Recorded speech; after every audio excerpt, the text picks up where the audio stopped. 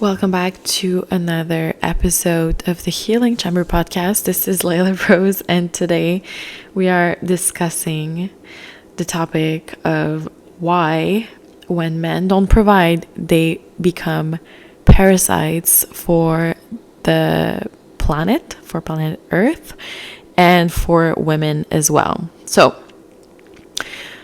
I'm not going to go into the whole quantum physics of the whole process behind this because it's very simple to understand. So when it comes to the energetic exchange that happens between a man and a woman, this is something that is known not just in science but also in religion as well, and spirituality.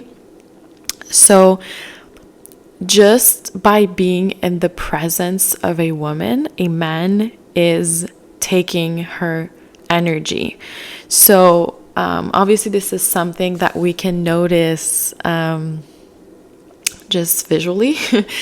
Usually when a man is in the presence of a beautiful lady, right, and he's out in public, at a restaurant, for example, there's going to be a lot of attention on her, obviously, but it's going to make him look more attractive to other women, and it's going to make him look more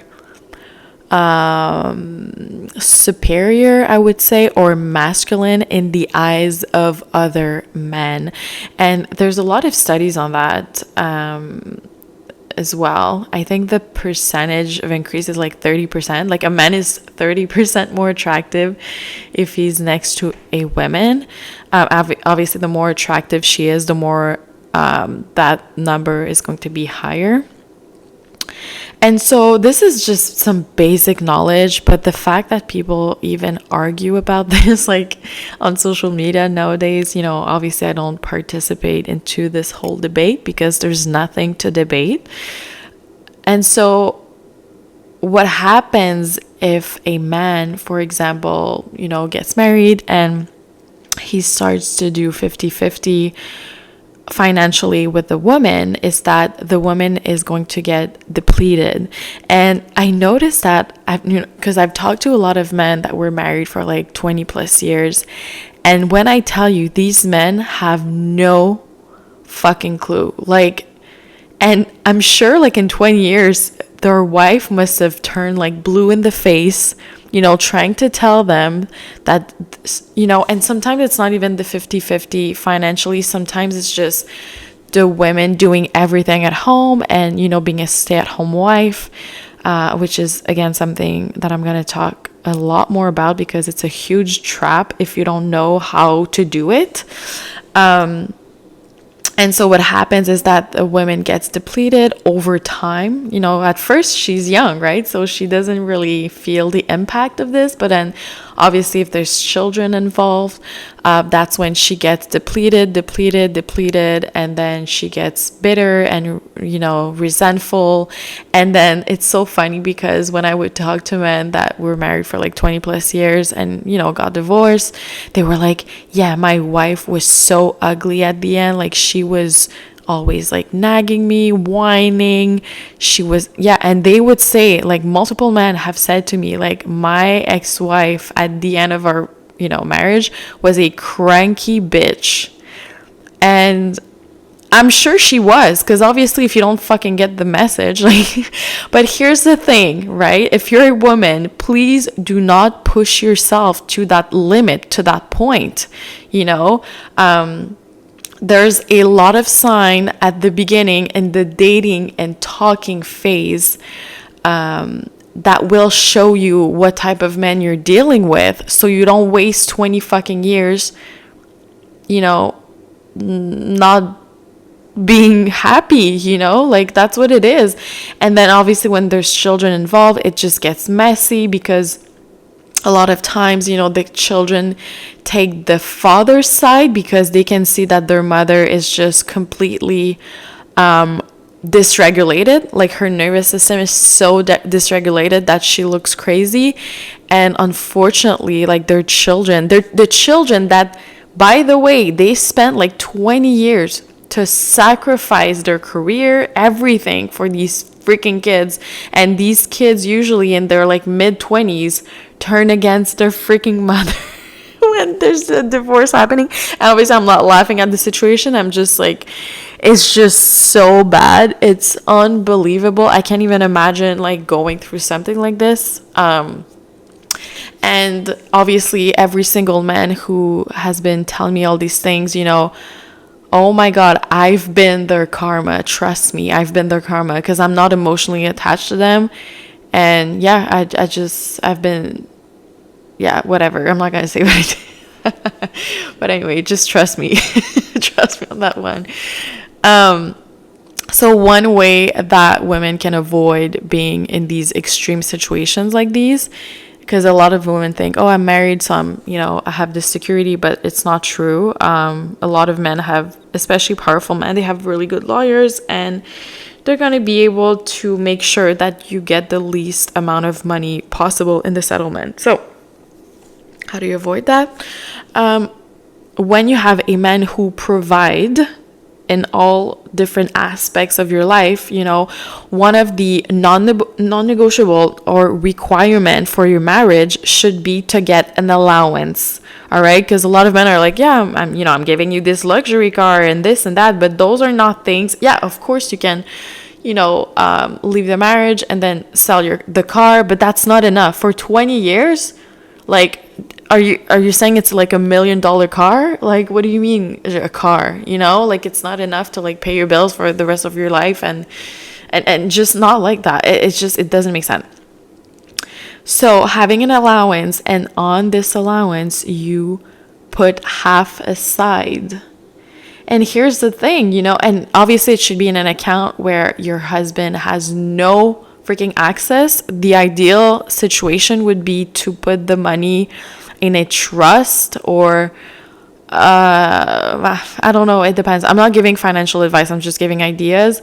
But putting money in your children's trust as well, because it's not going to be under your name, so that can be interesting. But I think if it's just even a trust that you manage that's under your name, it's still like a different entity. But once again, that would be something a lawyer would be more qualified to answer. But that's the thing, like, we have to be educated as women before signing any contracts. And marriage is a contract, and it's a business as well.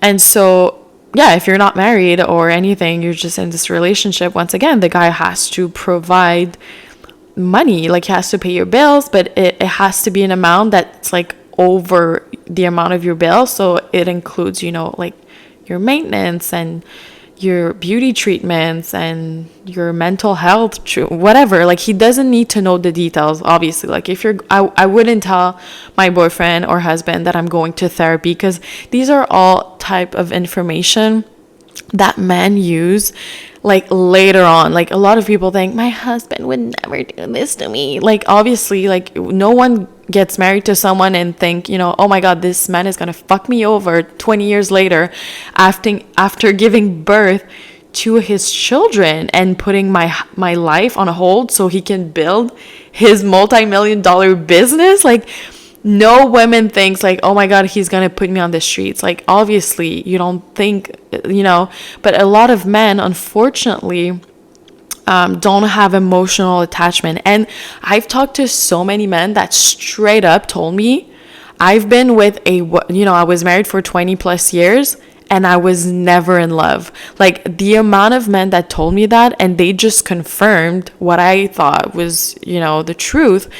And even their children, they see their children as investments, as properties. This is how they love their children. That's why a lot of men are not able to provide for emotional containment, emotional safety, because they don't even do it for themselves. They're not emotionally attached, and then they complain that they're being treated like human wallets. Well, that's what you are, unless you want to heal yourself and go to therapy and learn about the nervous system and the subconscious, programming that you're running on. Like, obviously you're going to be treated like, an ATM machine, because that's what you are at the moment. But if you want to be more, then you have to do more.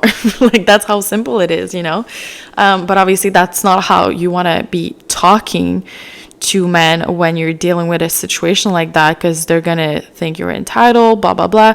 So what you want to do is obviously have a very feminine way of talking, and you can be like, one of the things that makes me feel loved is when I have an allowance, from my boyfriend or husband. So I just have this, it just makes me feel loved.